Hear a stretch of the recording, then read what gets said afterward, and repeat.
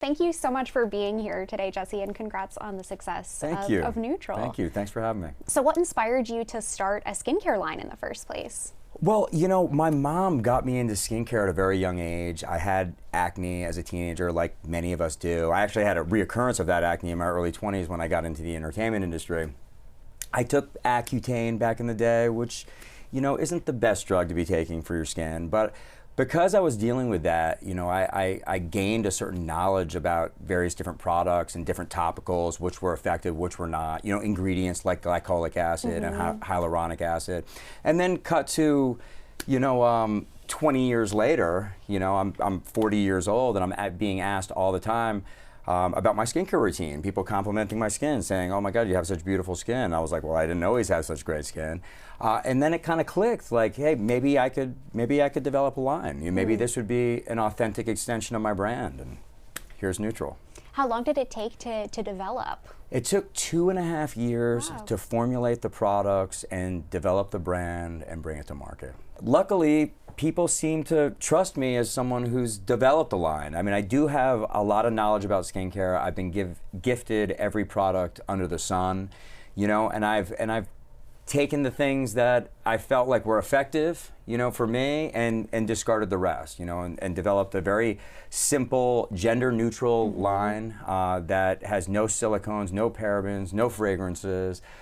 It's great for all skin types. It's lab grade and incredibly effective with some cutting-edge peptide complexes. So. And I know we were just talking about the beautiful, like, minimalist packaging. What inspired the name Nutrl? Was it from, like, the gender neutral aspect? Yeah. I mean, that it was, you know, both for men and women, that it was gender neutral. But I also like the idea of it being somewhat like carbon neutral. You know, expressing that it was very clean. Because you've worked with nonprofits as well, right, in like the environment space? Well, yeah. I mean, we actually have a partnership with the Water Project, you know, which makes you know, clean water available to people in sub-Saharan Africa. A portion of all of our sales go to that nonprofit. That's incredible. Yeah, thank you. And I know you mentioned struggling with acne as a teen. What advice do you have to people who might still be struggling with that today? Well, now that you're a skincare founder. What advice can I give? I mean, you know, when you're struggling with acne, I mean, there's literally nothing worse. You know, it really erodes your self-confidence. Yeah. But using a product that's not going to, you know, exacerbate your acne, you know, that's not going to inflame your acne, is very important. You know, and these products are very calming to the skin, very anti-inflammatory. We have a lot of great ingredients, you know, like aloe vera, eucalyptus oil, zinc, you know, that really calm the skin. And I know you said that you've gotten a lot of different products to try over the years, and you've been in so many iconic shows too. Have you picked up any like beauty hacks from working with so many different makeup artists over the years, or skincare hacks? You know, obviously I've worked with a lot of makeup artists that have incredible knowledge about skincare. You know, and I've also worked with some, you know, pretty big brands in skincare. And that's what, another thing that was the impetus of me starting this line, you know, is I felt like I had something to contribute. Yeah. Specific hacks, you know, one hack in particular, we have our daily exfoliating cleanser cleanses using the power of glycolic acid. You know, so if you're using a glycolic acid product, you really need to let that sit on your skin for at least 2 to 3 minutes. So specifically when using our cleanser, we recommend that people do like circular motions on their skin for 2 to 3 minutes, not just put the product on for like 30 seconds and wash it off. Have you sent the line to any of your, you know, former co-stars and other people like that from the industry? I've kind of sent the line to everybody. Yeah, luckily I have a lot of you know, friends that are in beauty, friends that are in the industry, influencer friends. Yeah. You know, a lot of people have, you know, really come supported me and have posted for me, which I'm so appreciative of. But the line's being received really well. Yeah. Is there anybody in that group of people that you were particularly surprised or excited to hear a rave review from? Well, I mean, I was surprised that Michael Strahan posted. Tamron's posted for me. I mean, there's a lot of great people that have shown support for the line. So it's a big testament when people who spend their whole day on camera are using your skincare products. Absolutely. I'm very grateful. Speaking of that, do you have a favorite product from the line if you had to pick one? Well, yeah, I think the hero product's really the anti-aging under eye serum. There's 2 peptide complexes in the anti-aging under eye serum: argireline, which relaxes muscle tension in the face. And you can actually, feel that working as soon as you put it on your under eyes. There's a lot of products that tighten the under eyes, but some of those products tighten your under eyes too much, and it's almost like uncomfortable. You feel like you can't blink. This is a little more subtle.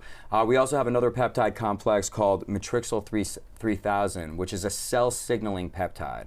Okay, it signals the fibroblast cells in your skin to naturally produce more collagen. And this has actually been proven in studies to boost collagen production by up to 350%. Oh, wow. Yeah. I know that there's so many different skincare trends and treatments always going around in Hollywood. As somebody who has a skincare brand that's all about sort of simplifying the process, are there any trends that you hope we kind of stop seeing in 2026 when it comes to beauty or skincare? Well, I think just people use a lot of these buzzwords and a lot of these trends as marketing drivers, and they're basically lying to the consumer, and that's why I developed this line, because I wanted something that was simple but effective. I wanted to sell products that actually work and that are not detrimental, to your skin in any way. Makes sense. And then I know that all your favorite products, of course, are from Nutrl, but for our 6-pick series on page 6, we ask celebrities what their 6 favorite products are and what they love about each. So what are 5 other products that you swear by? And it doesn't have to be skincare, obviously. Sure, yeah. I mean, I love Solomon sneakers. I like the XT6s. I just think they're great. I love the way they're designed. They're amazing. I have them in like every colorway. Byredo makes a perfume, a cologne called Mojave Ghost. It's a unisex fragrance that my girlfriend and I share, and it is so incredible smelling. I don't know, there's just something about it. I literally wear it like almost every day. Nice. I'm wearing a Byredo perfume right now, they actually. Make great they last fragrances. a long time. And they do, don't they? Yeah. Yeah. You get a lot of bang for your buck there. You do, you do. I also love, I love Kith as a brand, and I really love their underwear, actually. They do a collab with Calvin Klein, the Kith Calvin Klein boxer briefs. I think they're great. Yeah. And you have the Kith jacket on. I got the Kith jacket on right now. Yeah, it's an incredible brand, super high quality. The price point's not too insane. Yeah. It's accessible, so I think that's part of the reason why they've been so successful. I really love this supplement, E27 Liquid Collagen by Spoiled Child. I drink it every single day. I love the idea of collagen working from the inside out along with a topical that promotes collagen production. Obviously great for your hair, skin, and nails. And I don't go anywhere without the MCM Weekender bag. I'm taking all these trips to New York to do all these editor meetings promoting Nutrl Skin, and my favorite carry-on is this bag in cognac, and it also matches the interior of my Porsche. So. Oh, nice! And you got to have something to carry the Nutrl in Absolutely, style. absolutely. Well, speaking of style, I feel like the internet right now is all about nostalgia, whether it's like 2016 or 2006. Yeah. So do you have any fashion moments you remember from earlier in your career that you maybe either regret or would wear again today that stand out to you? Most of my fashion moments from my early career I regret. The graphic tees were pretty big back then in the early 2000s, and I just can't imagine myself wearing that now or ever again. Oversized is back. Things were pretty oversized back in the early 2000s too.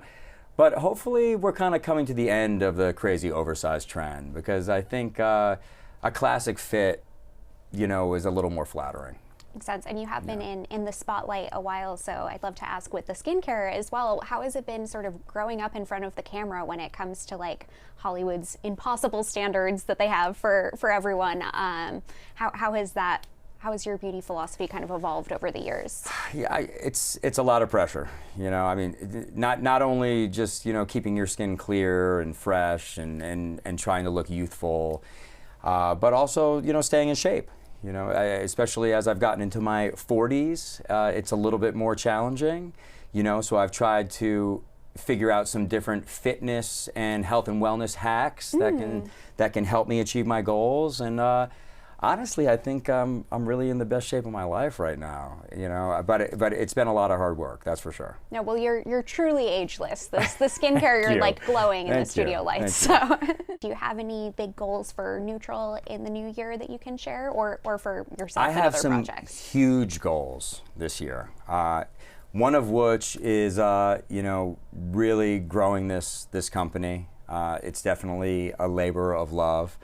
But also, you know, hopefully booking a new television series, getting on a hot new series would be incredible. And you know, just like personal development, you know, just being a better person every single day, and you know, trying to give back. You know, and actually, probably my biggest New Year's resolution is to complain a little less. You know, because I think when you're not complaining and you're putting yourself, you know, when you have more of a focus on gratitude, I think more things come to you, and you're just all around happier. Maybe your skin is glowing more too with I inside would say out. so, yeah.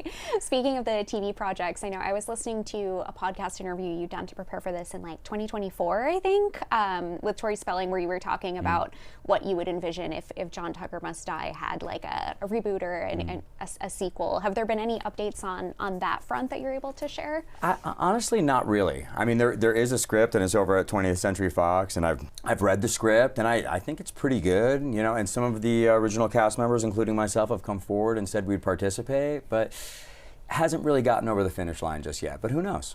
Well, you're covered for on-set skincare. If it Exactly. does come back, you can stock all the makeup artists. For sure.